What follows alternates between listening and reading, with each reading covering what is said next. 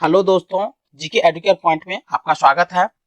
दोस्तों, आज हम लोग 1857 की जो महान क्रांति है उससे जुड़े हुए तथ्य को देखेंगे और यह टॉपिक जो है आधुनिक भारतीय इतिहास से लिया गया है। चलिए इनसे जुड़े हुए जो तथ्य है उन तथ्यों को देखते हैं। चलिए आरंभ करते हैं। 1857 की महान क्रांति। 1856 ईस्वी में अंग्रेजों ने पुराने बंदूक ब्राउन बेस के स्थान पर एक नई एनफील्ड राइफल का प्रयोग करने का निर्णय लिया। कह रहा 1856 ईस्वी में अंग्रेज ने क्या किया, सेना के लिए एक नई राइफल लाता है प्रयोग करने के लिए, उसका नाम था एनफील्ड राइफल। और ये जो पुराने वाली जो ब्राउन बेस राइफल थी उनके जगह पर ये राइफल का प्रयोग किया जाना था।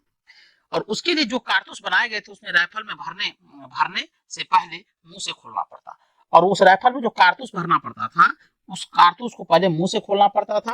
और वो जो कारतूस था, कारतूस में गाय और सुअर की चर्बी का प्रयोग किया गया था। यानी वो कारतूस जो था उसमें गाय और सुअर की चर्बी लगी हुई थी, और दांतों से क्या करना पड़ता था कि उस कारतूस को खींचना पड़ता था, राइफल को खोलना पड़ता था, और फिर जाकर के कारतूस में भरना पड़ता था। और यही चर्बी वाला कारतूस ही 1857 क्रांति का प्रमुख कारण था। और उसी के कारण जो हिंदू सिपाही थे वो भड़क गए कि कहा कि इसमें गाय और सुअर की जो चर्बी लगी हुई है इसको जो दांत से पकड़ना पड़ता है तो इससे हमारे धर्म को नष्ट करने पर अंग्रेज तुले हुए हैं। इसी कारण उसने कहा कि हम लोग एनफील्ड राइफल का उपयोग नहीं करेंगे, और यहीं से क्रांति शुरू होती है। आप देखिए आगे दिया है कि 29 मार्च 1857 ईस्वी को मंगल पांडे नामक एक सैनिक ने बैरकपुर में गाय की चर्बी मिले कारतूस को मुंह से काटने से स्पष्ट मना कर दिया, और उसने लेफ्टिनेंट बाग एवं मेजर हासुन को गोली मारकर हत्या कर दी।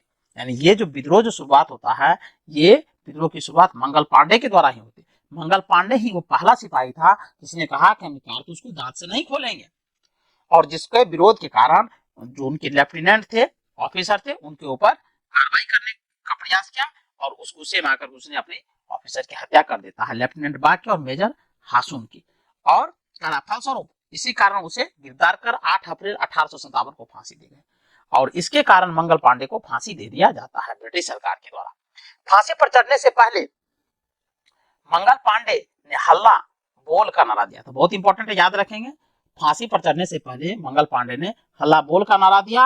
मंगल पांडे का जो संबंध था 34वां बंगाल नेटिव इन्फेंट्री से था। बहुत इंपॉर्टेंट है दोस्तों, ये प्रश्न ये पूछे जाते हैं। मंगल पांडे का संबंध किस इन्फेंट्री से था? तो 34वां इन्फेंट्री बंगाल नेटिव इन्फेंट्री से था, याद रखेंगे।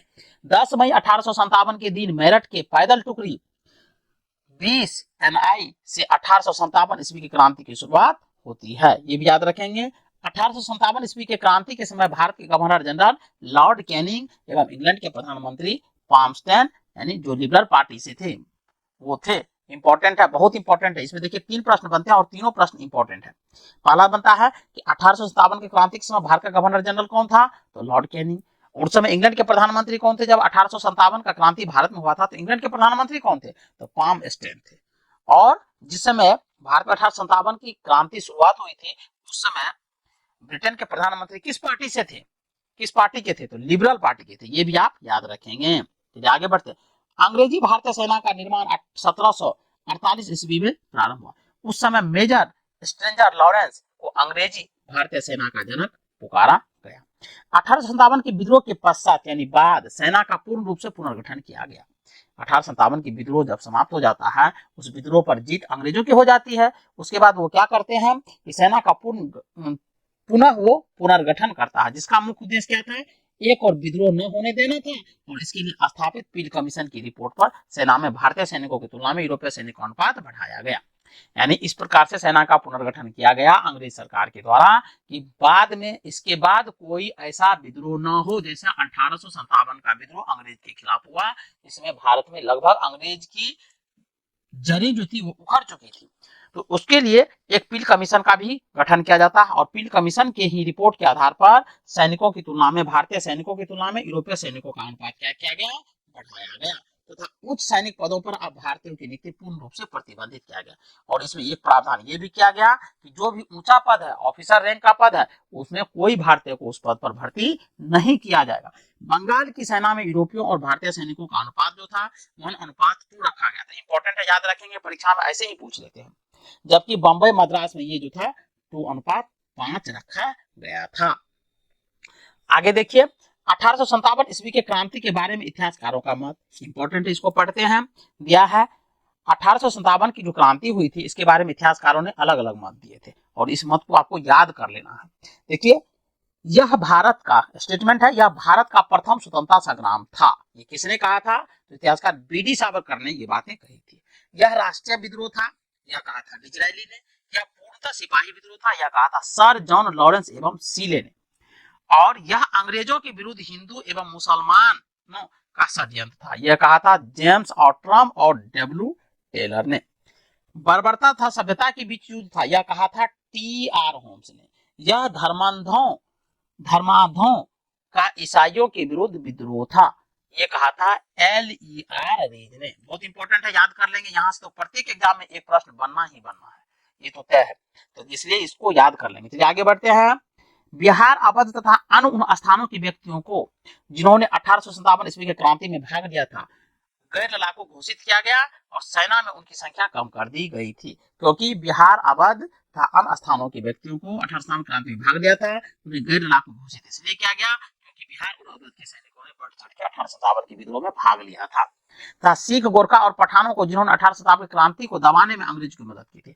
अब देखिए, सिख और गोरखा और पठान जाति के जो सेना में भर्ती थे, अंग्रेजी सेना में, उन लोगों ने भारतीयों का मदद नहीं किया, वो अंग्रेजों का ही मदद किया, जिसके कारण अंग्रेजों को विद्रोह को दबाने में सहायता मिली, इसलिए उनकी संख्या को बढ़ा दिया गया अंग्रेजों के द्वारा। बाद में 1857 क्रांति को दबाने में अंग्रेजों की मदद की थी, लड़ाकू जातियां घोषित की गई और उन्हें बड़ी संख्या में सेना में भर्ती किया गया। कहा गया अंग्रेजों के द्वारा कि सिख, गोरखा और पठानों जो ये लड़ाकू है, ये लड़ने की क्षमता रखता है, इनके पास लड़ने की कैपेसिटी है, इसलिए इनको सेना में भर्ती करो, जबकि बिहार, अवध और अन्य स्थानों के जो सैनिक है उनको मत करो क्योंकि लड़ाकू नहीं है, इसमें सामर्थ्य नहीं है लड़ने की, ये अंग्रेजों ने कहा।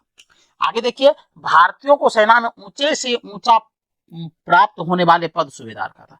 अब पील कमीशन के आधार पर ही सेना का पुनर्गठन किया गया और उसके बाद ये कहा गया कि उसमें यह प्रावधान किया गया कि भारतीय सैनिक यदि कोई सबसे भारत का कोई सैनिक यदि सबसे बड़ा पद उसे मिलेगा तो वह सूबेदार का पद, यानी सूबेदार से बड़ा पद उसे मिल ही नहीं सकता है।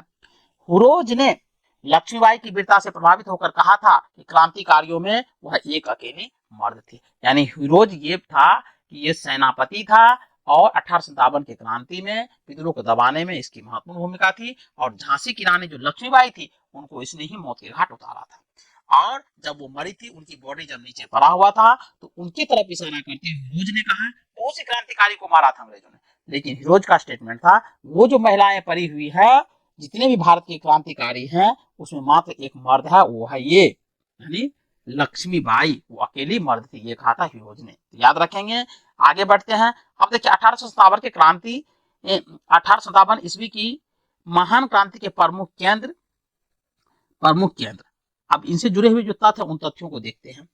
देखिए, दिल्ली, भारतीय नायक, और देखिए विद्रोह की तिथि, ब्रिटिश नायक और तिथि, इसमें तथ्य दिया गया, इन तथ्यों को एक एक करके देखते हैं। दिल्ली से देखिए, नेतृत्व किसने किया था? तो बहादुर शाह जफर ने और बख्त खां सैन्य नेतृत्व किया था। और ये विद्रोह की तिथि क्या थी?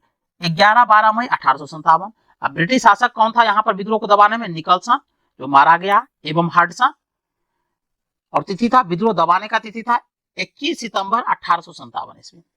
कानपुर में जो विद्रोह क्या था वो क्या था? नाना साहब, उसको धुंधु पंत भी कहा जाता है। तात्या टोबे सैन्य नेतृत्व क्या था। और विद्रोह की जो तिथि हुई थी 5 जून 1857। यहाँ पर विद्रोह को दबाने का काम किया था ब्रिटिश अधिकारी, जो नायक था वो कैंपबेल था। और विद्रोह को दबाया गया 6 सितंबर 1857 ईस्वी को। उसके बाद देखिए, केंद्र लखनऊ में जो विद्रोह शुरू हुआ था, इसको शुरू क्या यहाँ से नेतृत्व किया था बेगम हजरत महल, और इसका जो दूसरा नाम था मोहम्मदी खातून, और शुरू हुआ था 4 जून 1857। यहाँ पर जो अधिकारी थे वो दबाने का जो काम किया था वो हेनरी लॉरेंस, जो मारा गया, और कैंपबेल। मार्च 1858 ईस्वी में विद्रोह को दबाने का प्रयास किया गया था। झांसी जो विद्रोह का केंद्र था, यहाँ से नेतृत्व की थी लक्ष्मीबाई, जून 1857। और यहाँ पर जो सेना नायक था ब्रिटिश, वो था हिरोज, और दबाने का काम किया था 3 अप्रैल 1858 ईस्वी को। उसके बाद देखिए, एक विद्रोह का केंद्र था 1857 के विद्रोह का केंद्र था इलाहाबाद, और यहाँ के नायक थे लियाकत अली ने शुरू किया था, नेतृत्व किया था, और 1857। और यहाँ ब्रिटिश जो सेनापति था जो दबाने का काम किया वो कर्नल लीन, 1858। उसके बाद एक महत्वपूर्ण है जगदीशपुर, जो बिहार में है। यहाँ जो विद्रोह हुआ था और इसको नेतृत्व दिया था कुंवर सिंह, और स्टार्ट हुआ था अगस्त 1857, और इसको दबाने का काम क्या था, ब्रिटिश सेनानायक था विलियम टेलर एवं रिसेंट आयर, और ये दबाया गया था 1858 ईस्वी में। बरेली में विद्रोह शुरू हुआ था और यहाँ से नेतृत्व दिया था खान बहादुर खान, और ये शुरू हुआ था 1857 ईस्वी, दबाने का काम क्या था हडसन 1858 ईस्वी। फैजाबाद में विद्रोह का केंद्र था, विद्रोह का नेतृत्व दिया था मौलवी अहमद उल्लाह, शुरू हुआ था 1857। अधिकारी जो थे, सेनापति जो थे, जो दबाने का काम किया वो कर्नल नील था, और ये 1858 ईस्वी में दबाने का प्रयास किया गया था। उसके बाद है फतेहपुर, यहां से नेतृत्व किया था अजीमुल्लाह, शुरू हुआ था 1857, दबाने का काम किया गया था ब्रिटिश अधिकारी द्वारा जनरल रेंडे 1858। अब आगे नोट में तथ्य दिया गया है कि तात्या टोपे का वास्तविक नाम रामचंद्र पांडुरंग था। उन्हें सिंधिया के सामंत मान सिंह ने धोखा देकर पकड़वा दिया, यानी अंग्रेजों को पकड़वाया था कौन, धोखा देकर मान सिंह ने। और 18 अप्रैल 1859 को शिवपुरी में अंग्रेजों द्वारा इन्हें फांसी पर लटका दिया गया, यानी तात्या टोपे को। बेगम हजरत महल का जन्म 1820 ईस्वी में और मृत्यु 1879 ईस्वी में नेपाल में हुआ था। उन्हें काठमांडू के जामा मस्जिद मैदान में दफनाया गया था, बेगम हजरत महल को। तो चलिए आज के लिए बस इतना ही, मिलते हैं नए वीडियो में नए तथ्य के साथ। तब तक के लिए जय हिंद।